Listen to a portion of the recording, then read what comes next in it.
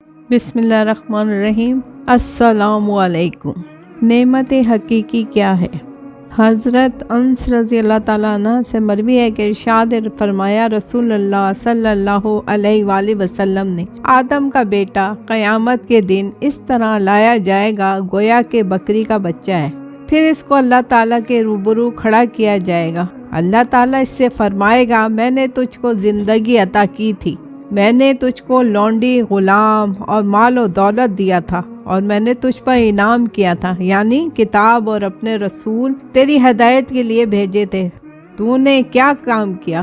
آدمی کہے گا، اے پروردگار، میں نے مال کو جمع کیا، اس کو تجارت وغیرہ سے بڑھایا اور اس سے زیادہ دنیا میں اس کو چھوڑ آیا جتنا کہ وہ تھا، مجھ کو دنیا میں پھر بھیج دے کہ میں اپنے سارے مال کو تیرے پاس لے آؤں، یعنی دنیا میں جا کر اس کو خیرات کر دوں۔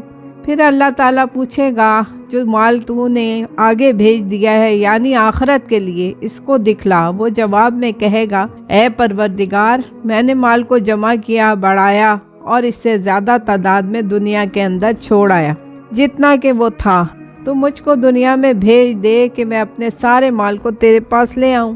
آخر وہ ایک ایسا بندہ ثابت ہوگا جس نے آخرت میں کچھ ذخیرہ نہ کیا ہوگا، اور اس کو دوزخ کی طرف لے جایا جائے گا۔ بس معلوم ہوا کہ نعمت حقیقی وہ ہے جو آخرت کی سعادت اور کامیابی کا سبب بن جائے، اور جس نعمت کے غلط استعمال سے آخرت تباہ ہو تو وہ نعمت اس کے حق میں نعمت نہیں، اس کو نعمت سمجھنا غلط ہے۔